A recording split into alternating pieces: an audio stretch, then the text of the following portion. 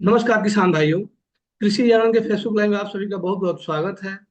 आज हमारे साथ असम के गोलाघाट जिले से प्रगतिशील किसान असगर अली जी जुड़े हैं, जो कि पपीते की सफलतापूर्वक विगत कई वर्षों से कर रहे हैं और इससे शानदार मुनाफा भी कमा रहे हैं। किसान भाइयों, जैसा कि आप जानते हैं, भारत में पपीते की खेती मुख्य रूप से महाराष्ट्र, गुजरात, आंध्र प्रदेश, कर्नाटक, मध्य प्रदेश और तमिलनाडु जैसे राज्यों में की जाती है, क्योंकि यहाँ की जो जलवायु और मिट्टी है उसकी खेती के लिए अनुकूल है।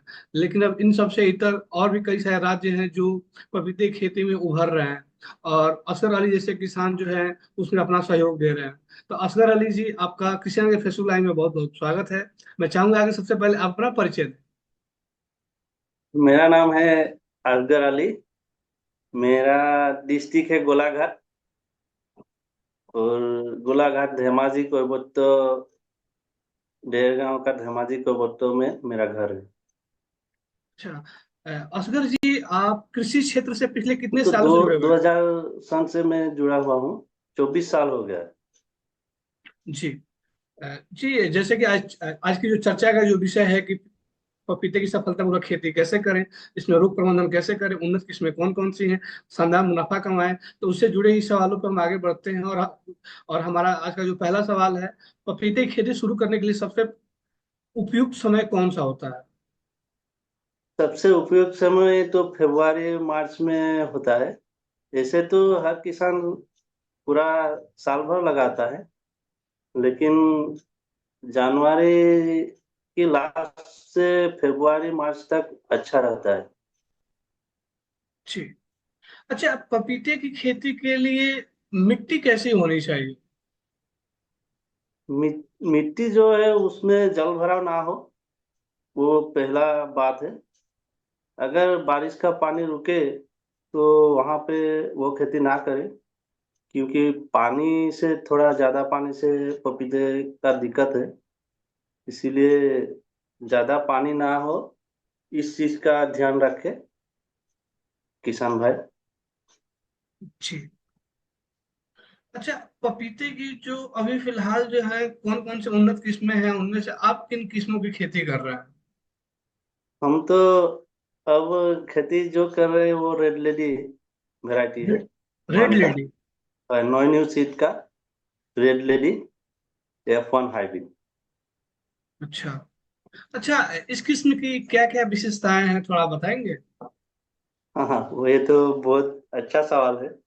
ये इस किस्म में जो फल आता है वो बहुत अच्छा होता है, कि और नीचे से आता है, और उसका साइज भी, फ्रूट भी अच्छा होता है।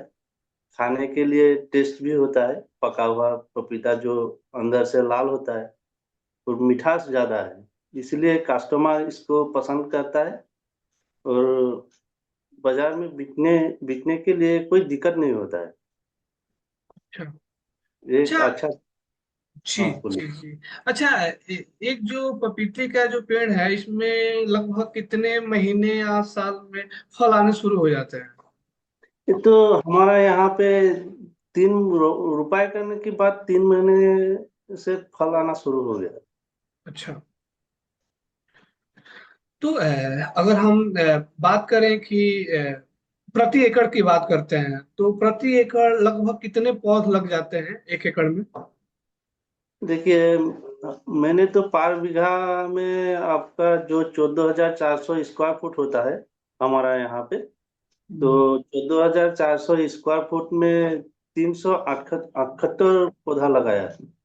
तीन सौ छः, अठहत्तर हाँ, 6 6 फुट और 7 foot, line to line 6 foot, और टू पुल 7 फुट, इस तरह से। जी। तो ये जो आप जो पपीते का जो पौधा आप लगाए हैं, उसकी नर्सरी आप खुद तैयार करते हैं या कहीं से खरीद के, मतलब लाए बीज, उसके बाद से आप नर्सरी तैयार करते हैं? देखिए, मैंने तो पहले जब पपीते के बीज लाए थे ऑनलाइन, तो जी जी। वहाँ वहाँ पे डुप्लीकेट बीज आया था। तो उनसे हमको कोई फायदा फायदा नहीं हुआ। बाद में मैंने डीलर से बुकिंग करके जो बीज लाया वो अच्छा बीज आया। हम्म। तो खुद खुद पौधा घर में नर्सरी करके लगाया। अच्छा। अच्छा, शुरुआत में जैसे कि आपने बताया कि इसकी खेती वैसे मिट्टी में करनी चाहिए जहाँ पे जल भराव ना हो। तो हाँ, मेरा सवाल ये है कि इसमें सिंचाई की कब कब आवश्यकता होती है और कितनी सिंचाई करनी चाहिए। सिंचाई पहले पहले जब फरवरी में पौधा लगाता है तो उस टाइम बारिश नहीं होता है।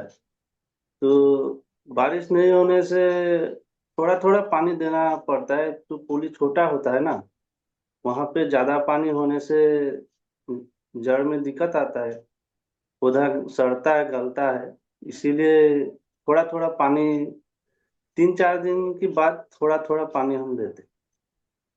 अच्छा, अभी जो आप जो सिंचाई कर रहे हैं, जैसे कि आप देखेंगे बहुत सारी आधुनिक टेक्नोलॉजी मतलब कृषि क्षेत्र में आ गई है। जैसे सिंचाई के लिए ड्रिप इरिगेशन है।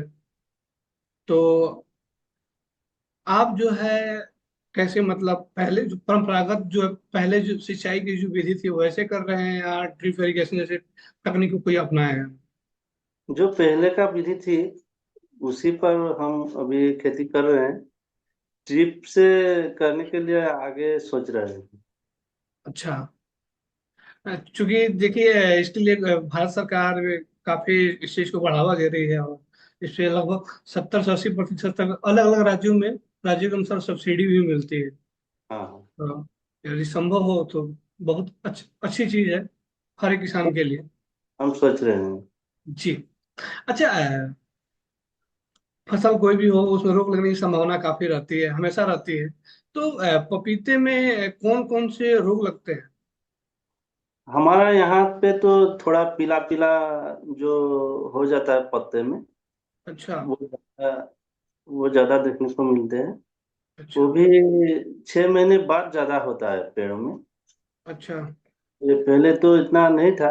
अभी ज्यादा बारिश होने के साथ साथ वो वायरस आ गया है पेड़ों पे।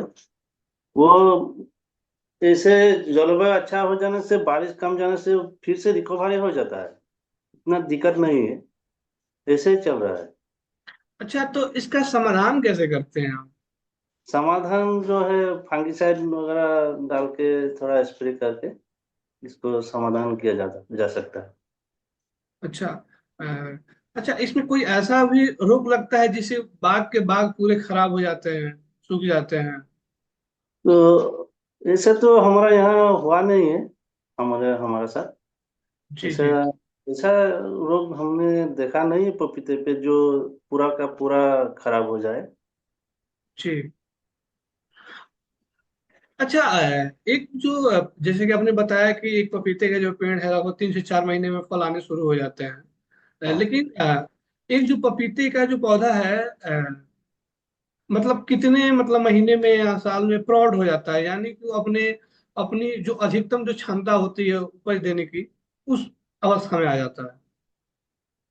ये तो 3 साल तक मैंने रखा हुआ है। लेकिन जी एक पौधा मैंने ट्राई करने के लिए 5 साल हो गया अभी, उसमें जी। भी फल आ रहा है। तो फल सब मान लीजिए 3 साल के 3 महीने से 3 साल के जो बीच जो है हाँ, सबसे ज्यादा फल कितने मतलब साल कितने साल के बाद आने शुरू हो जाते हैं। पहले साल में ज्यादा आता है, उसके बाद जी। बार पौधा 20 30 केजी करके आता है। अच्छा।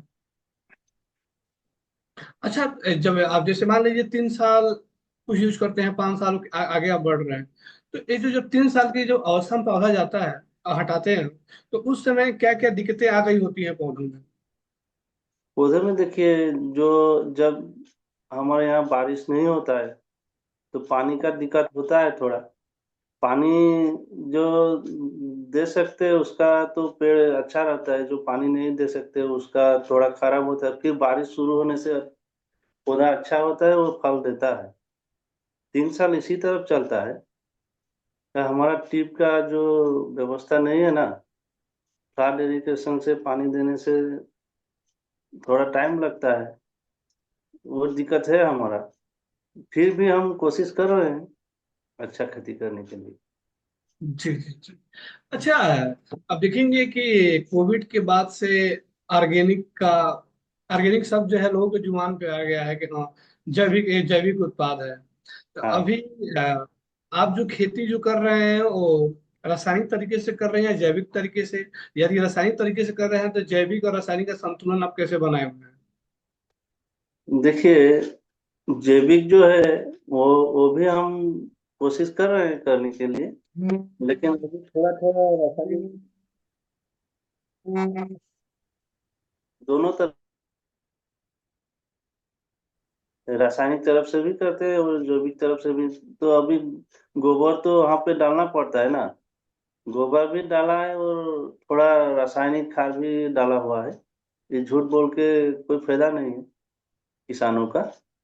तो इसीलिए हम खुला खुली बोलते हैं, सच बात बोलते हैं कि खेती जो किया हुआ है उसमें थोड़ा रासायनिक भी है और गोबर भी हम पूरा डाला है। अच्छा। अच्छा, जो किसान जो है पपीते की फसल से अच्छी उपज प्राप्त के लिए वो खाद प्रबंधन कैसे करें? यानी कि जब प्लांट कितने माह का हो चाहे कितने साल का हो तो क्या क्या मतलब कैसे खाद डालते हैं? देखिए, प्लांट जो है वो 2 माह 60 दिन का हो तो अच्छा रहता है। पानी का दिक्कत जो है ना, वो छोटा पौधा लगाने से ज्यादा दिक्कत होता है। पानी डालने से भी खराब होता है, धूप में भी खराब होता है। इसीलिए पूरा प्लान 7 दिन का हो जाए तब रुपाई करे फेब्रुआरी में तो अच्छा रहता है। ठीक। ठीक। अच्छा, एक सवाल ये था कि अभी जो है आप पपीते की खेती कितने जमीन में कर रहे हैं, कितने रकबे में, और कितने सालों से कर रहे हैं सिर्फ पपीते की खेती? हाँ, पपीते तो 5 साल हो गया है। और अभी अभी जो है हमारा यहाँ पे में 13 बीघा का एक प्लॉट है। वो छोटा छोटा प्लॉट 2 ठो है हमारा, एक एक बीघा का। पूरा जी। 15 बीघा का। कितना बताया आपने जमीन का रकबा? 15 बीघा। एक 15। 13 बीघा है और 2 प्लॉट है एक एक बीघा का। जी। अच्छा, तो हम ये जानने की कोशिश करेंगे कि पपीते की खेती आप पिछले 5 सालों से कर रहे हैं और अच्छी उपज भी प्राप्त कर रहे हैं, तो पपीते की खेती के दौरान यदि कोई किसान शुरुआत करता है तो उसको शुरुआती दौर में किस तरह की चुनौतियों का सामना करना पड़ता है? पहले चुनौती ये है कि वो अच्छा पौधा ले और ओरिजिनल पौधा ले। और हमारे तरफ मैंने पहले आपको बोला, जो ऑनलाइन ऑनलाइन मैंने लाया था वो बीज खराब आया था। तो ऑनलाइन पौधा ना ले और बीज भी ना ले, ऐसे जगह पे ले जहाँ अब उसको ओरिजिनल पौधा मिले और वो खेती करके सक्सेस हो जाए। और जिससे पौधा ले वो भी गाइड दे के उसको अच्छा खेती करने के लिए मदद करे। मैं यही चाहता हूँ। जी। अच्छा, पपीते में जो फल आते हैं उनकी गुणवत्ता बनाए रखना सबसे इम्पोर्टेंट है। अब मार्केट में जाएंगे तो थोड़ा सा भी उस पे फल पे अगर दाग हो या फल का आकार छोटा हो तो जो ग्राहक होते हैं इन सब चीजों से परहेज करते हैं उसको लेने से। तो पपीते की गुण फलों की गुणवत्ता बनाए रखने के लिए किसानों को विशेष रूप से किन बातों का ख्याल रखना चाहिए? देखिए, एक एक खेती होने के लिए 13 14 चीजों का जरूरत होता है। तो उसमें नाइट्रोजन भी है, कैल्शियम, बोरोन, मैग्नीशियम। और इन चीजों पे ध्यान दें। छोटे छोटे जो चीजें होते हैं वो कमी हो तो पौधा, फल का आकार और जो कलर होता है वो उसमें दिक्कत आता है। बोरोन और कैल्शियम, जिंक, इस टाइप का जो खाद है वो भी वो डाले तो अच्छा फल मिलेगा। जी। तो आप जो है आपकी मिट्टी में पोषक तत्वों की पूर्ति मतलब पूरी है, जो पोषक तत्व है वो बैलेंस है, उसका आप पता कैसे करते हैं? देखिए, आजकल तो बहुत चीजें निकल गया है ना, वो मापने के लिए। कृषि विभाग में भी जाके मिट्टी की जांच कराए, मिट्टी ले जी। जाके तो जी। उसको पता चलेगा कि क्या कमी है, क्या चाहिए पौधों को। ये जी। जरूरी रहता है। Soil testing. हाँ, सॉइल टेस्टिंग जरूरी रहता है। जी। अच्छा, अब मेरा अगला सवाल ये था कि फलों की तुड़ाई कब करना चाहिए, और इसका भंडारण जो है, यदि ज्यादा मात्रा में हुआ है, किसान उसको सेल नहीं कर पा रहा है तुरंत, तो कैसे कर सकता है? ये तो अच्छा सवाल है। देखिए, ऐसा है कि जब अब आपके पास बहुत ज्यादा फल है मार्केट में, देखिए 15 रुपया 20 रुपया का बीच में चल रहा है आज का डेट में। तो आपके पास पूरा ज्यादा फल है, तो आप ऐसा कीजिए कि 1 रुपया कम करके उसी दाम में ज्यादा फलों को सेल करने के लिए सोचना चाहिए। तो आपका फल भी 1 रुपया कम हो जाए हर किसानों से, तो तुरंत सेल हो जाएगा, कोई दिक्कत नहीं आएगी। जी। हम ऐसे ही करते हैं मैं।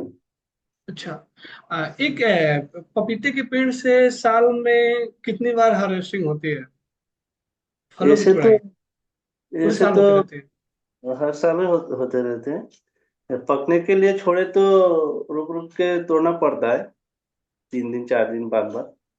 और कच्चा फल तो हर रोज तोड़ सकते हैं। जी। अच्छा, आप देखेंगे कि फलों को पकने को लेकर भी, मतलब मार्केट में आप जाएंगे तो कई बहुत सारी भ्रांतियां भी हैं कि मतलब ये जो है केमिकल से पका हुआ है, इसको खाएंगे तो इस तरह की समस्या होती है। तो हम ये जानने की कोशिश करेंगे कि ये जो पपीता का जो फल मार्केट में आता है, क्या वो पेड़ों पर पका हुआ होता है, या पूरा सारे जो है वो केमिकल से ही पक के आते हैं मार्केट में? नहीं नहीं, केमिकल से जो पका हुआ फल होता है ना, वो ज्यादा जल्दी सड़ जाता है, वो टिकता नहीं है। हमारा यहाँ पे अब यहाँ से बोरपेटा और तवांग बोल के एक जगह है, जो असम का नागालैंड में है, अरुणाचल।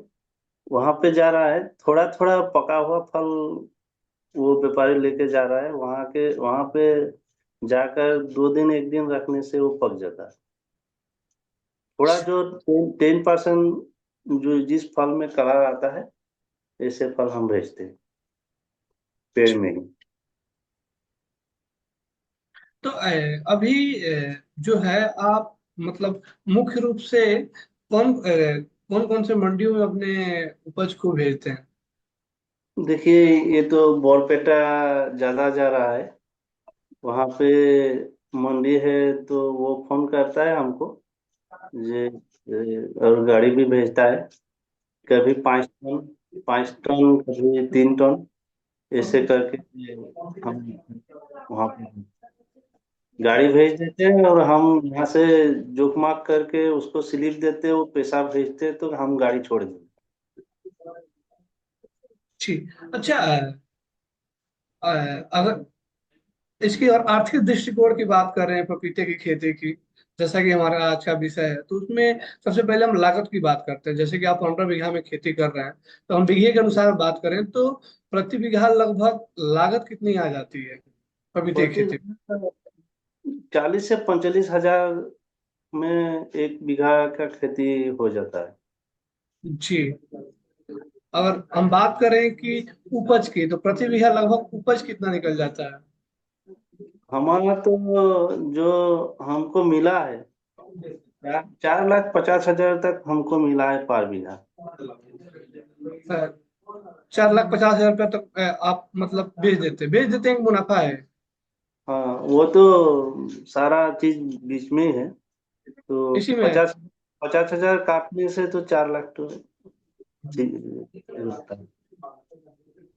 अच्छा, उपज प्रोडक्शन लगभग कितना हो जाता है प्रति बीघा उत्पादन? प्रोडक्ट वो तो कैलकुलेशन इस तरह हम नहीं किया है, लेकिन पार पौधा 1 कुंटल से 1 कुंटल 20 केजी तक देता है फल। एक पौधे से 1 कुंटल निकल जाता है? हाँ, 1 कुंटल 20 केजी तक निकलता है। और क्या बोलते हैं कि एक बीघे में कितना टोटल प्लांट कितने लगते हैं? 378। 370? 78। 78? 378? हाँ, 378। जी। और प्रति बीघा आपका इनकम मतलब लगभग 4 लाख रुपया इनकम हो जाता है। जी। तो अभी अगर टोटल अगर बात करें तो लगभग टोटल आप कितना मतलब पूरे साल में, जैसे आप बता रहे हैं जैसे कि 3 कुंटल 4 कुंटल का डिमांड आता है, टन का डिमांड आता है, तो टोटल मतलब कितना टन का प्रोडक्शन आप कर देते हैं पूरे साल में पपीते की? देखिए, ये तो जो खेत है ना, अभी यहाँ पे तो हम कैलकुलेशन नहीं किया है कितना हुआ है। वो चल रहा है खेती। बाद में हम ये बता सकते हैं कि कितने आएगा। जो पहले का रिकॉर्ड आपने आपको हमने बताया है कि 4 लाख आता है पर बीघा खर्च काट के। तो इस खेत में हमने अभी तक वो जोड़ा नहीं है कि कितना आएगा। ये तो बाद में पता चलेगा लेकिन अभी तो फिलहाल फिलहाल अभी वो हमारा जो खर्चा हुआ था वो आ गया है। आके भी थोड़ा ऊपर गया है। जी। अ, असगर जी, आपने बहुत अच्छी जानकारी दी है। मैं उम्मीद करता हूँ कि जो भी किसान हमारी इस चर्चा को सुनेंगे या देख रहे होंगे या देख रहे हैं, तो निसंदेह इससे लाभान्वित होंगे और उनको ये चर्चा काफी अच्छी लगी होगी। और आपने बहुत अच्छी जानकारी दी है, इसके लिए आपका बहुत बहुत धन्यवाद। मैं चाहूंगा कि आप आगे भी ऐसे ही कृषि आराम से जुड़े रहें और कृषि से संबंधित जो आपके पास जो जानकारियां हैं अच्छी, वो किसानों के साथ शेयर करते रहें। एक अच्छा इस, आपको हम बताना चाहेंगे। इस बार मैंने किसानों के लिए ओरिजिनल बीज ला के पौधा बनाया हुआ है। जी अगर हमारे आसपास किसानों को जरूरत पड़े अच्छे बीजों का और पौधे का, तो जानवर हम में हमसे ले सकते हैं। इसमें कोई दिक्कत नहीं आएगा कि ये डुप्लीकेट हो। जी, आपके अच्छा, नर्सरी फार्म का क्या नाम है? वह आगे वाली नर्सरी है, असगर अली। जी हमारा अपना नाम से ही वो नर्सरी है। जी जी काम। जी। अ, अ, अस्कर जी, आज की चर्चा समाप्त करने से पहले एक मैं जानकारी अपने सभी दर्शकों को देना चाहूंगा कि कृषि जागरण जो है पिछले 28 सालों से कृषि क्षेत्र में निर्बाध रूप से कार्यरत है, और इस दौरान कृषि जागरण ने कृषि से किसानों के लिए कई सारे पहल किए हैं, जिनमें एक सबसे बड़ी जो पहल है million farmer of India award, जिसका आयोजन पिछले वर्ष पूसा IRI मेला मैदान नई दिल्ली में हुआ था, 6 से 8 दिसंबर था। पिछले वर्ष सिर्फ किसानों को 15 कैटेगरी में अवार्ड दिया गया था, जिसमें देश भर से किसान सभी जिलों के आए थे। उनको जिले स्तर, राज्य स्तर, राष्ट्रीय स्तर पे सम्मानित किया गया था। उसमें एक category richest farmer of India का भी था, जो अवार्ड छत्तीसगढ़ के रहने वाले डॉक्टर राम त्रिपाठी को मिला था, जिनकी इनकम करोड़ों में है, कई करोड़ में है।